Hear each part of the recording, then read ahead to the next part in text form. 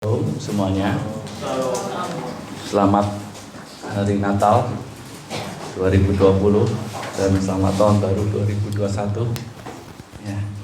Kita hari ini merayakan Natal dengan cara yang berbeda.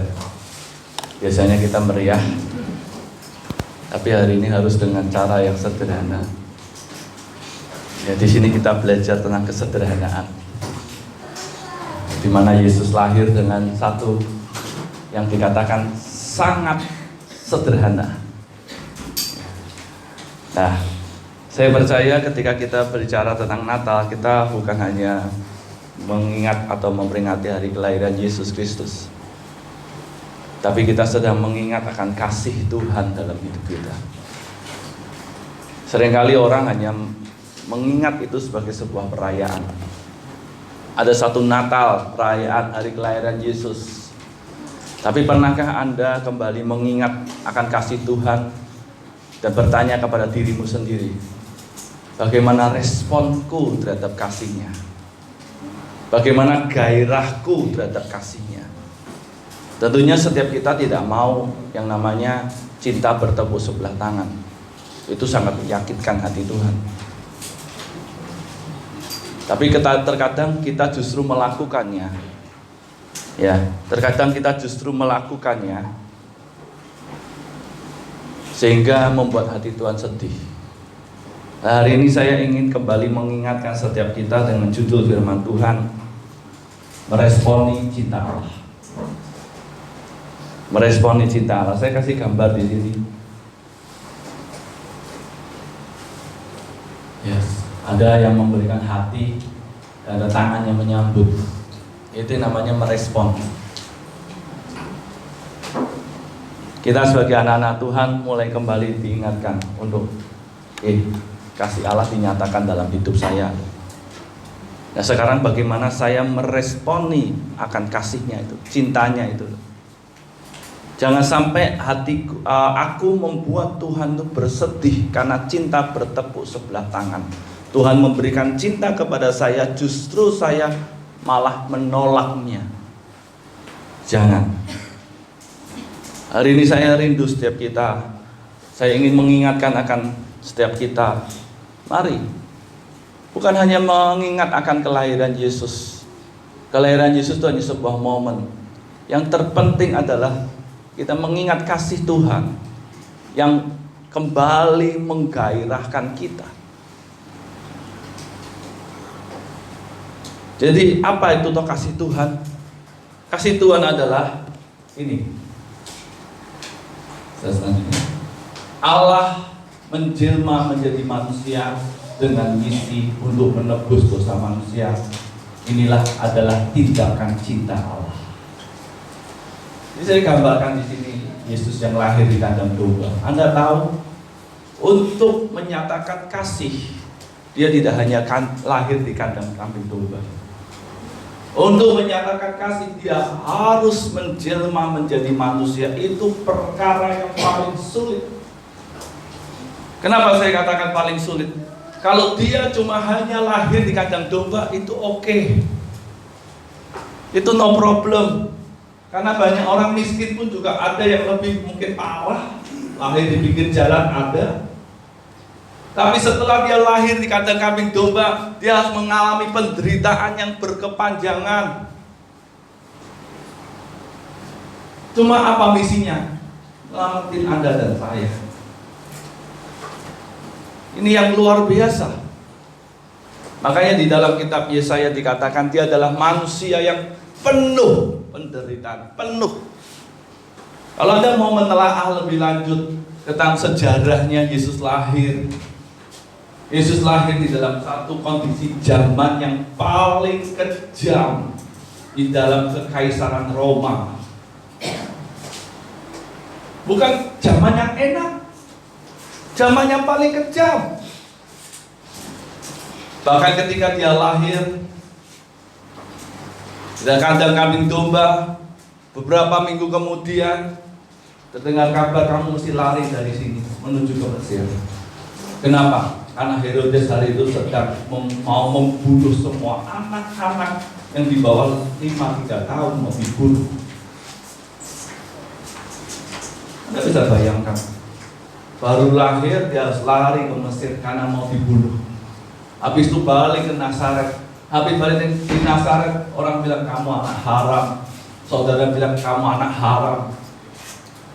Betapa sakitnya. Tapi dia rela lakukan itu. Dia ditolak, dihina,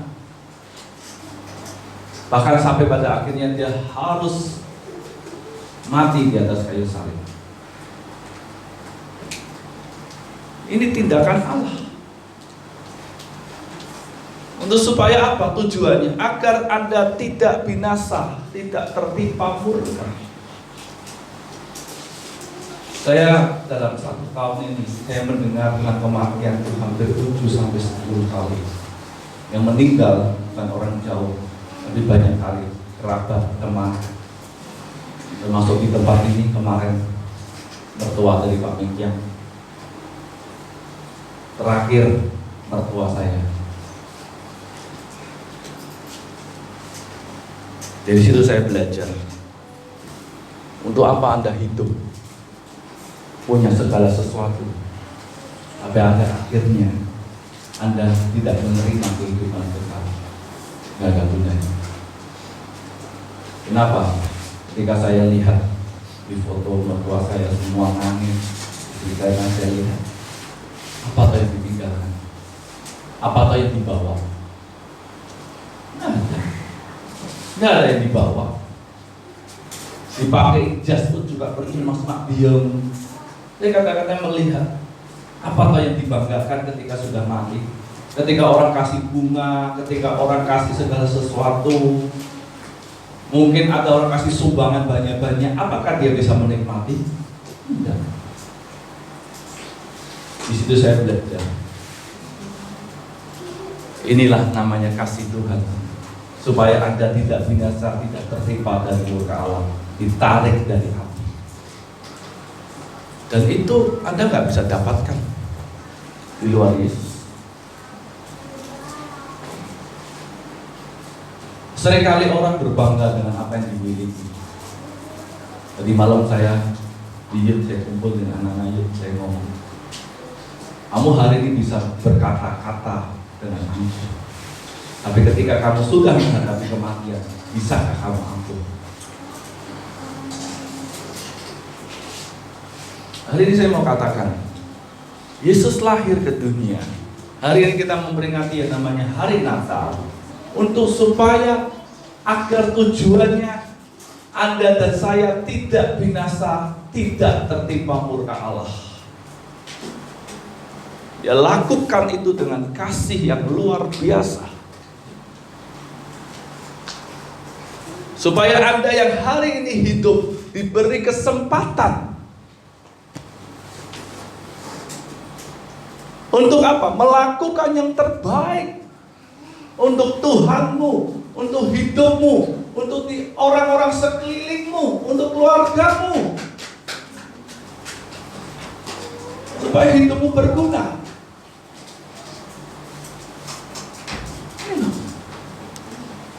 Tuhan mau menyatakan kasih-Nya itu bukan hanya sekedar menyatakan begitu saja, lahir terus selesai. Tapi Dia ingin menyelamatkan Anda dari yang namanya hukuman kekal. Yesus pernah ngomong di dalam firman-Nya, buat apa kamu masuk ke dalam, kamu tanganmu menyesatkan, lebih baik kamu potong daripada kamu masuk ke dalam neraka dengan utuh kedua tangan. Maksudnya apa? Tuhan sedang mau memperingatkan, neraka itu bukan tempat yang enak. Neraka itu gak seperti yang di TV-TV yang orang ada raja neraka, gak ada. Itu tempat siksaan yang kekal. Nah, Allah dengan kasih-Nya melihat itu, aku gak rela manusia yang aku ciptakan yang serupa dengan gambar dan rupaku masuk ke dalam api kekal. Karena Anda mesti tahu, neraka itu diciptakan bukan untuk manusia. Neraka itu diciptakan untuk iblis. Jadi Tuhan mendesain neraka itu bukan untuk manusia. Makanya Allah nggak rela. yang mengutus anaknya yang tunggal untuk supaya dia lahir ke dunia ini dengan cara yang bagi manusia non-sains tidak mungkin. Tapi dia lakukan dari seorang perawan, lahir ke dunia, lahir dari Roh Kudus, bukan untuk hidup enak-enak, bukan untuk hidup senang, bukan untuk menikmati dunia, tapi untuk menderita supaya Anda dan saya bisa selamat. Ini tujuannya supaya Anda tidak binasa. Saya ingin kembali mengingatkan akan kasih Tuhan dalam hidup Bapak Ibu Saudara. Mungkin selama ini Anda sudah tidak merespon akan cintanya Tuhan. Selama ini Anda menganggap bahwa ya yang penting aku sebagai orang, ya saya jadi Kristen. No, Tuhan tidak melihat agamamu apa, tapi Tuhan mau engkau meresponi cintamu, cintanya Tuhan. Suami istri, suami-suami, istri-istri. Kalau kamu punya suami, kamu punya istri, istrimu atau suami bilang gini, yang penting statusku, aku kan status di KTP suamimu, istrimu, tapi hidupnya tidak seperti dengan status yang ada. Apakah Anda mau? Apa yang Anda alami? Anda akan nangis. Ya ampun, aku punya istri, status KTP istri, tapi kok nggak seperti istri? Tuhan juga sedih. Kamu statusnya anak Allah, tapi kenapa hidupmu nggak seperti anak Allah? Hari ini saya mau mengingatkan kembali akan kasih Allah dalam hidup kita. Coba kita tengok Yohanes 3 ayat 16. Karena begitu besar kasih Allah akan dunia ini, sehingga Ia telah mengaruniakan anaknya yang tunggal, supaya setiap orang yang percaya kepadanya tidak binasa, melainkan beroleh hidup yang kekal. Percaya. Saya kalau baca ayat ini, saya selalu bersyukur tentang apa? Tidak binasa, beroleh hidup yang kekal. Dalam 1 tahun ini sejak corona, saya banyak merenung. Ketika saya mendengar di bulan Maret, waktu saya lagi ke Bali, saya dengar saya punya saudara, bapaknya meninggal. 2 minggu, 3 minggu kemudian mamanya meninggal. Betapa hatinya tergores sekali. Beberapa minggu kemudian saya dengar saudara ada yang meninggal. Teman mama saya, teman papa saya yang juga saya kenal meninggal. Saya kadang merenung, bagaimana hidup mereka setelah itu? Saya kadang-kadang kembali ke diri saya, bagaimana ya kalau saya sudah meninggal, saya kemana?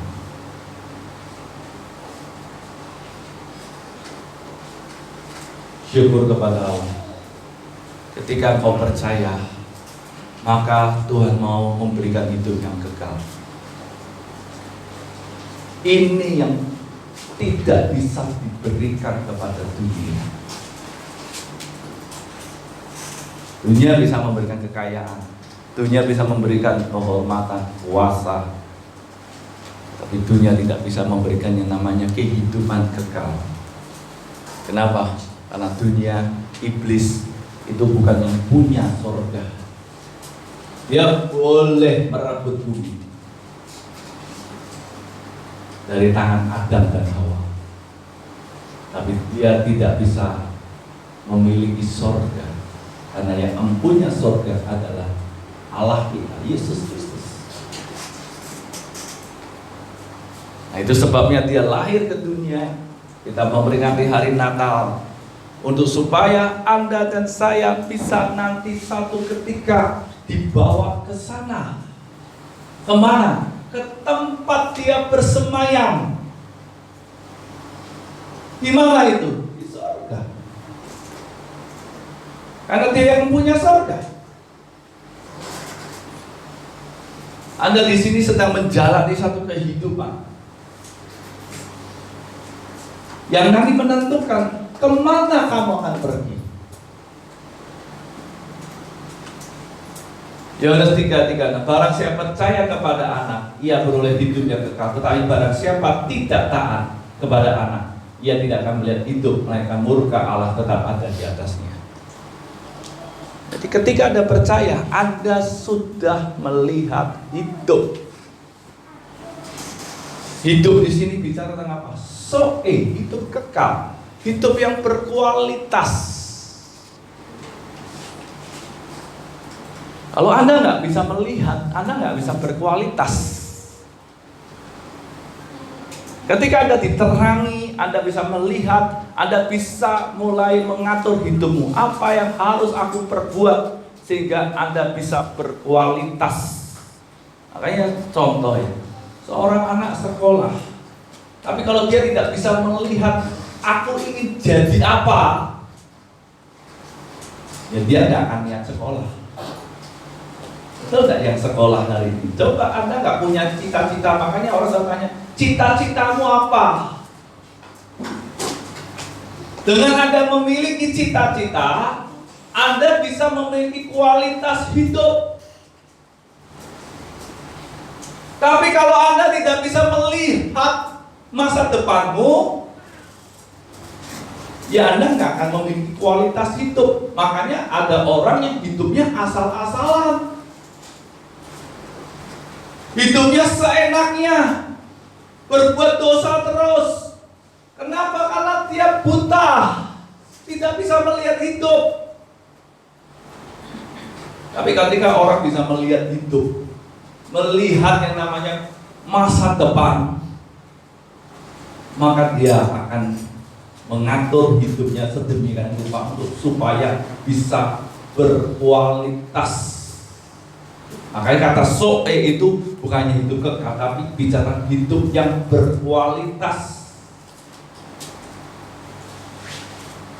Ketika Anda percaya Yesus, Anda seperti melihat terang, Anda seperti melihat masa depan. Makanya dikatakan hari depan yang penuh harapan.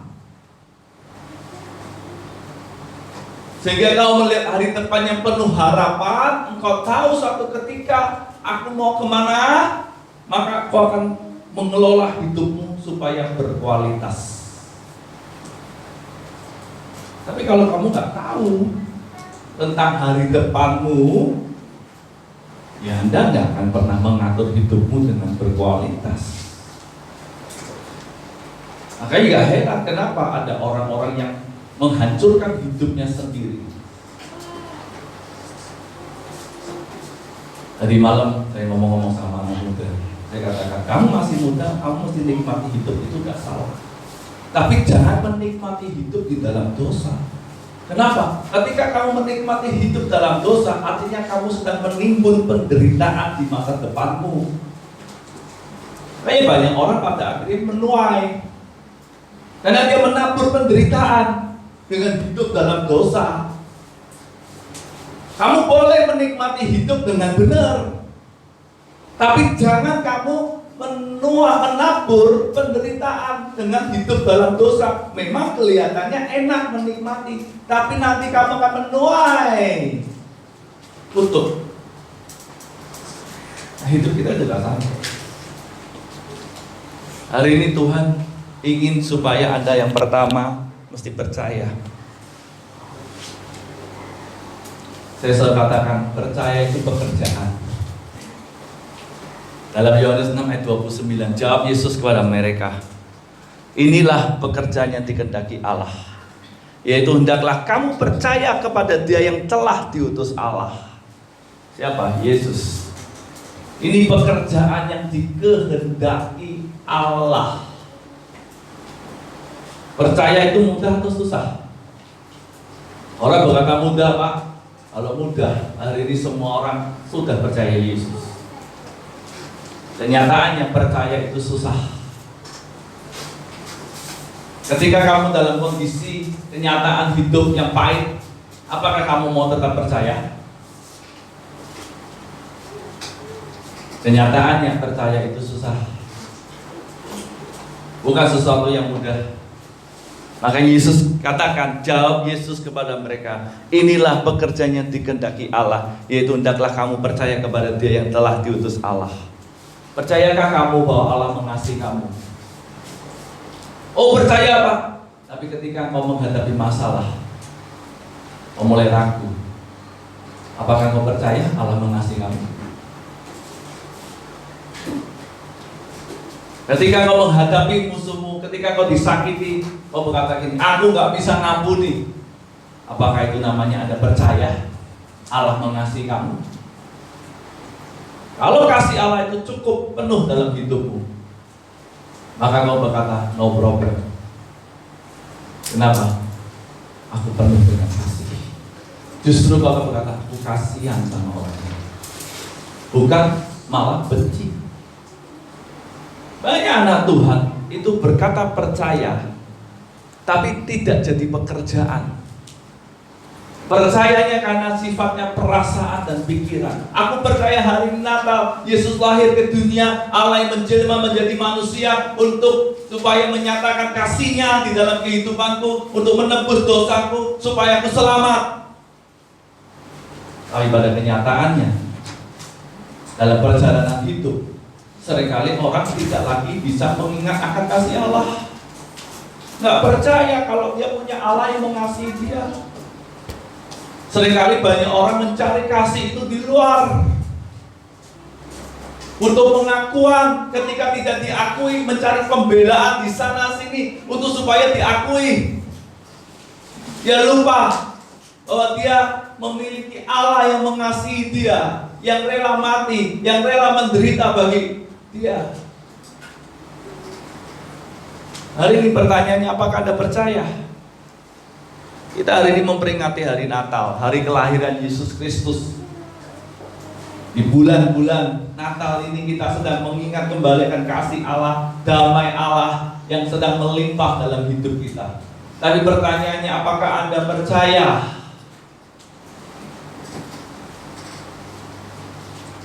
Satu pertanyaan yang Anda secara hatimu mesti Anda jawab sendiri dalam hatimu ini. Apakah kamu percaya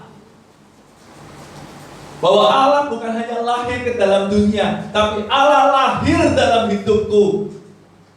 Kasih-Nya lahir dalam hidupku, kasih-Nya penuh dalam hidupku. Aku percaya. Karena banyak orang nggak percaya kalau Allah yang dia akui sebagai Tuhan dan Juru Selamatnya, Allah yang lahir dalam hidupnya, dia nggak percaya. Walaupun dia mengakui. Lewat apa? Lewat tindakannya, lewat sikapnya. Hari ini saya mau ingatkan kembali, ayo percaya. Bukan hanya sekedar hari ini Anda mengingat, memperingati hari kelahiran Yesus Kristus, tapi kembali mengingat akan kasih-Nya. Percuma Anda mengingat kelahirannya, tapi kalau Anda tidak mengingat kasih-Nya. Percuma kalau Anda jadi orang Kristen itu kan cuma Kristen Natal, nggak ada gunanya. Anda cuma, ya karena aku Kristen memperingati hari kelahirannya. Bagi Tuhan, kamu nggak perlu mengingat kelahiranku. Bagi Tuhan begini, kamu ingat kasihku, responi. Percuma kamu ingat lahirku, tapi kamu nggak mencintai aku. Lo katakan, tidak guna. Kenapa? Karena yang kamu lakukan cuma hanya satu rutinitas tahunan. Tidak ada gunanya. Hari ini Tuhan cuma minta satu, responi kasih-Nya dengan kamu percaya bahwa Allahmu mengasihi engkau. Yesus lahir dalam hatimu.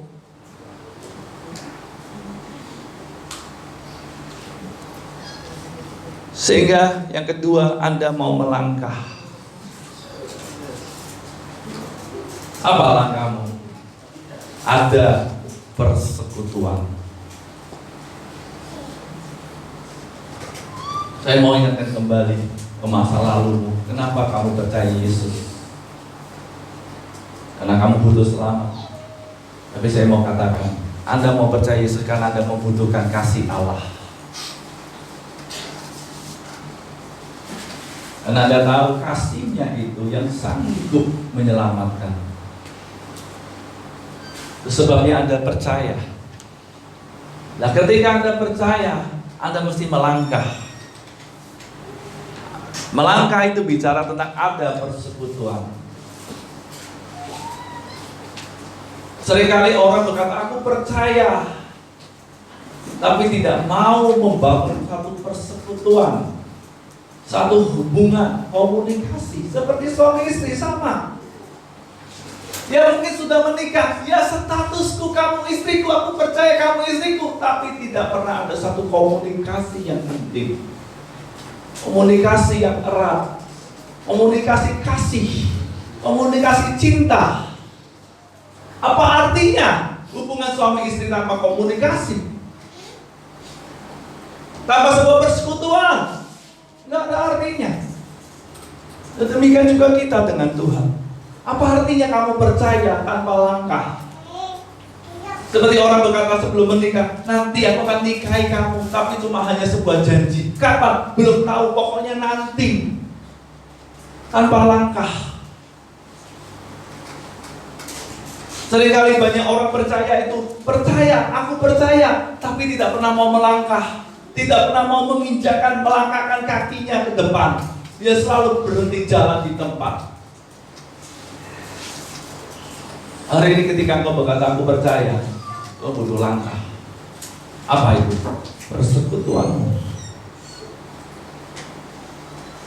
Orang nggak mau bersekutu dengan Tuhan, itu kan bukan bukti percayanya. Lewat apa? Lewat firman-Nya, lewat doamu, penyembahanmu, lewat ibadah. Kemarin saya lagi ngomong-ngomong, ada satu anak berkata begini, saya ingin berubah, tapi pelan-pelan Om. Saya katakan pelan-pelan tapi pasti. Iya Om, pasti Om. Dan sekarang saya tanya, langkahmu apa? Karena banyak orang ini, ya saya mau berubah pasti pelan-pelan, tapi nggak pernah mau melangkah. Kapan berubahnya? Saya katakan, kamu kalau mau pelan-pelan oke, tapi langkah perubahanmu apa?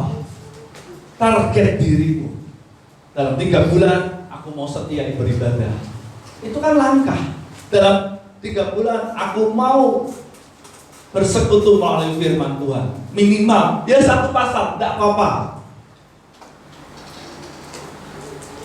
Minimal berdoa. Itu langkah bersekutu setiap hari. Apalagi, apa yang kamu lakukan di dalam dosamu yang menyakiti hati Tuhan? Oh, aku masih merokok. Oke. Target dirimu. Aku mesti dalam sekian tahun, sekian bulan aku mesti berhenti. Aku nggak bisa langsung berhenti, tidak apa-apa. Berjuang. Itu namanya pelan tapi pasti. Tapi kalau cuma hanya begini, aku pelan-pelan saja Om, pasti, tapi tidak pernah ada target. Jalan di tempat terus. Kapan sampainya? Banyak anak tuh berkata gini, percaya, pasti, tapi jalan di tempat. Aku percaya. Percaya tuh gini, aku percaya. Itu namanya percaya, melangkah. Sehingga ada satu perubahan. Apa perubahannya? Dari tempat semula berpindah. Ini namanya percaya. Ada yang namanya kebutuhan. Saya kasih gambar nih, orang yang sedang meraih gelas air di padang gurun. Kenapa orang begitu? Karena haus. Maka Yesus ngomong, barang siapa haus, baiklah ia datang kepadaku dan minum. Jadi kalau kamu itu membutuhkan, ya datang bersekutu. Ya seringkali kan orang berjalan di tempat, aku percaya tapi tidak pernah melangkah. Itu namanya omong kosong. Berkata sama istrimu atau kamu sama, aku percaya, aku cinta kamu, tapi setiap harinya nyakiti terus. Apakah itu namanya cinta? Kau berkata aku cinta kamu, tapi ketika disakiti kamu gak mau ngampuni. Apakah itu namanya percaya? Apakah itu namanya cinta? No. Cinta percayamu itu mesti ada langkah di sini. Ada persekutuan.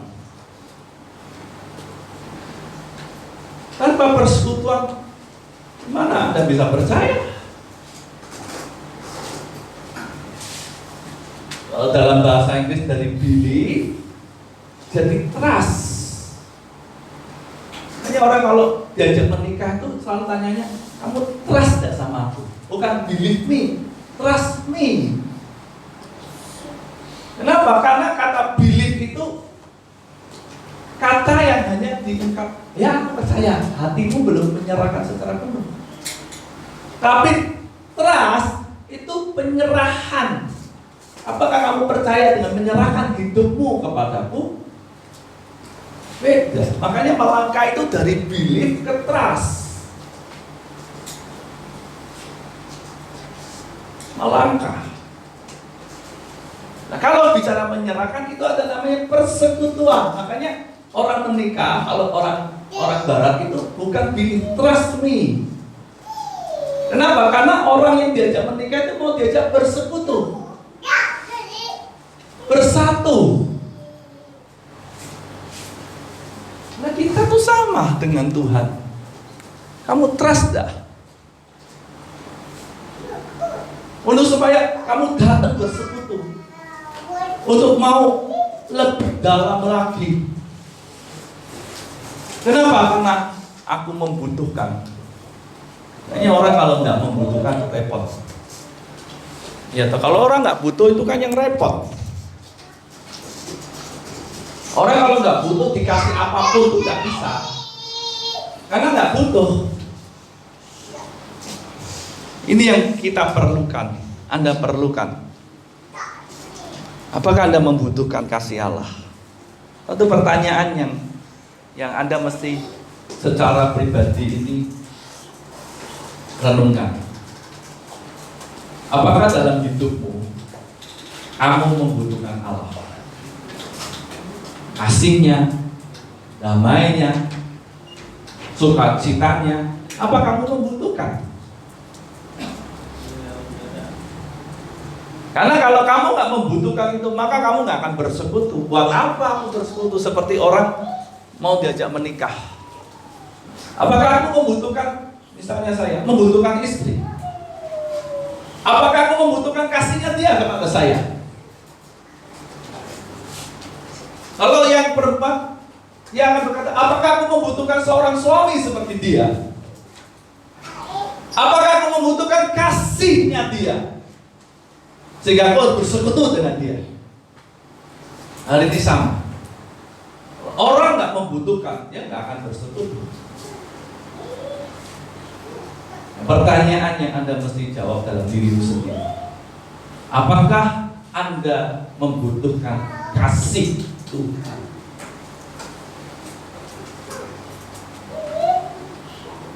Kalau orang nggak membutuhkannya, nggak akan pernah mau bersekutu. Tidak akan pernah mau bersekutu kalau dia tidak membutuhkan.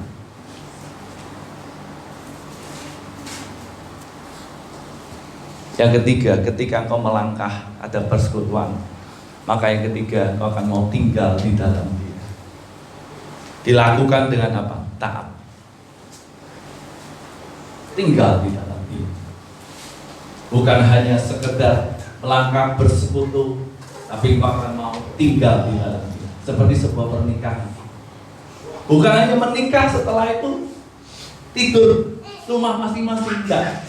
Ketika seorang wanita mau menikah dengan seorang pria, maka wanita itu akan tinggal di dalam rumah prianya, atau tinggal di dalam rumah idamannya bersama-sama dengan pria tersebut. Pria itu juga tinggal bersama dengan wanita itu di dalam rumah idamannya, untuk supaya bisa bersama-sama bersatu. Nah, kita juga sama. Ketika kau melangkah ke persekutuan, maka kau mesti tinggal. Nah, untuk tinggal, untuk menyatakan cinta, dia harus saling menyenangkan, memberi cinta. Makanya orang menikah itu memberi cinta. Kita di dalam Tuhan, ketika engkau berkata I love you Jesus, Anda mesti berkata gini, aku mesti memberi cintaku kepada Yesus. Dilakukan dengan apa? Taat. Ini waktunya Yesus sudah menyatakan kasihnya dengan Allah dari manusia, rela menderita, mengalami penderitaan yang berat, rela mati di atas kayu salib, terus memberikan rohnya yang kudus kepada kita. Sekarang giliran Anda dan saya bukan menerima cinta lagi, karena Anda sudah menerima cinta. Allah adalah kasih, Allah ada di dalam dirimu. Berarti kasih Allah sudah ada di dalam dirimu. Sekarang pertanyaannya, apa yang Anda mau beri kepada Allahmu? Ketika kau tinggal di dalam Allah, Allah ingin supaya Anda memberi cinta. Dengan cara apa? Taat. Tidak ada kata lain, tidak ada cara lain selain taat. Di sini loh. Taat. Jadi Anda mengingat hari kelahiran Yesus, Anda berkata ini, saya mengingat akan kasihnya, damainya, sukacitanya. Aku mau membuktikan di hari Natal ini. Mungkin Anda yang sudah lama gak pernah datang. Anda berkata aku ingin mengingat akan kelahirannya, karena cintamu kepada Tuhanmu. Sekarang Tuhan minta begini, kamu gak usah hanya mengingat aja deh. Kamu gak usah hanya sekedar mengingat kasihku deh. Aku sudah menyatakan kasihku. Sekarang aku minta apa yang kamu bisa beri kepada diriku. Itu kata Tuhan. Tuhan cuma minta begini, taat.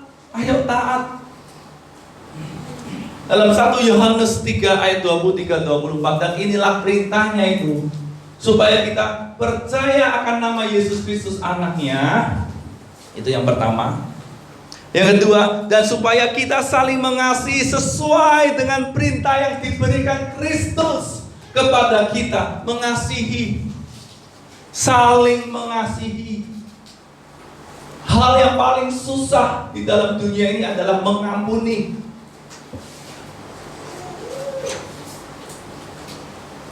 Di dalam Anda kalau baca 1 Yohanes selalu bicara tentang mengasihi sesama saudara, bicara tentang mengampuni.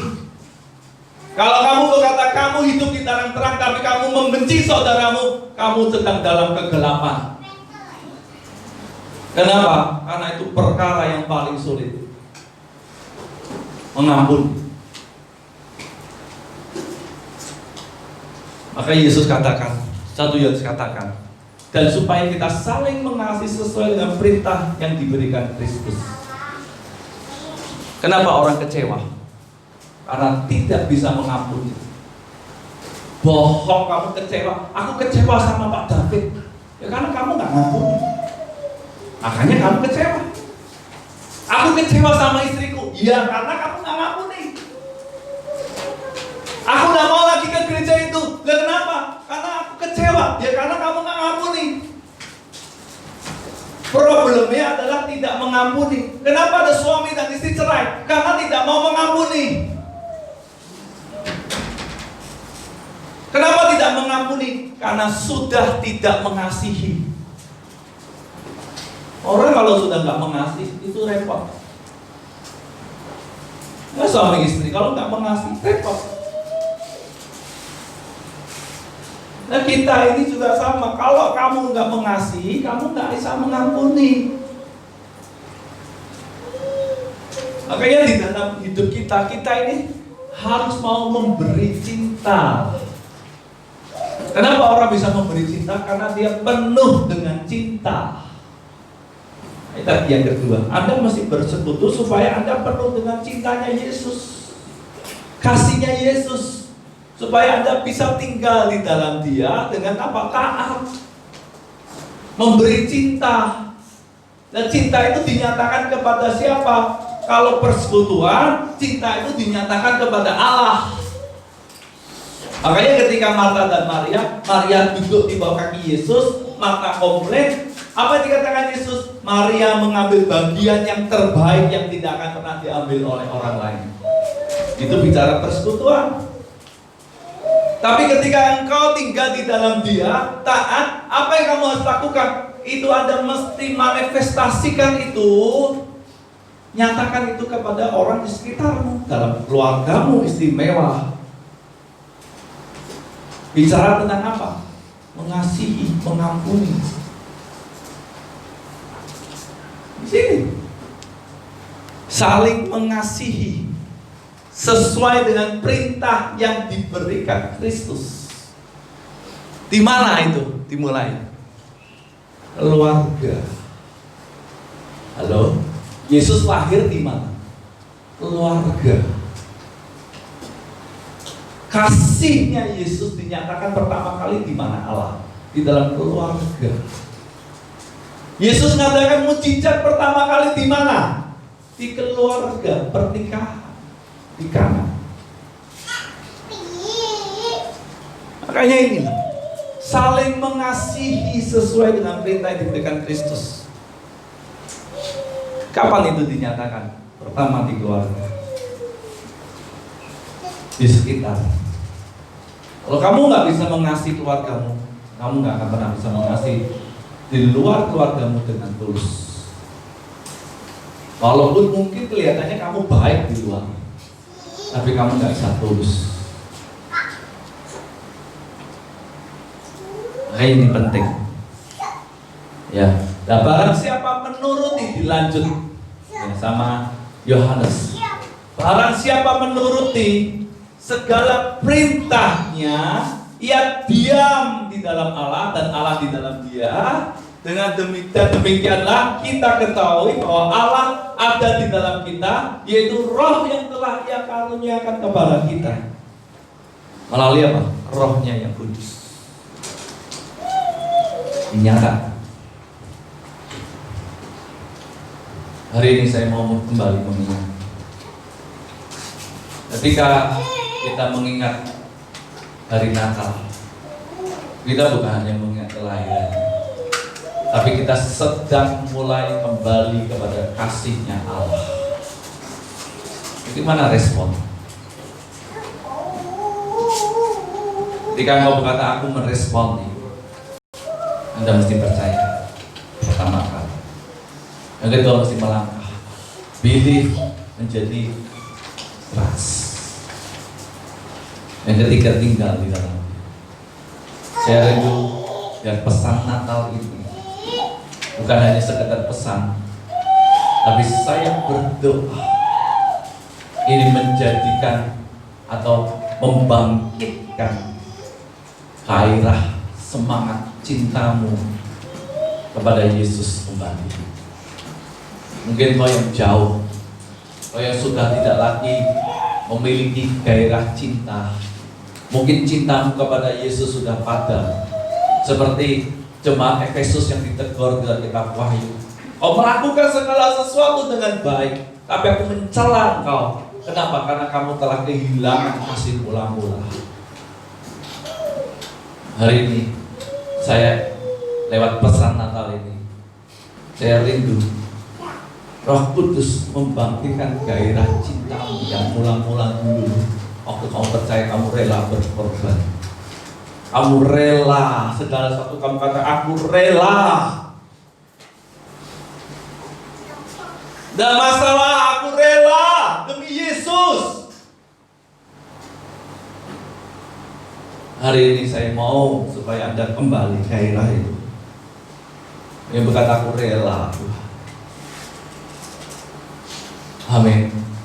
Mari kita datang kepada Tuhan.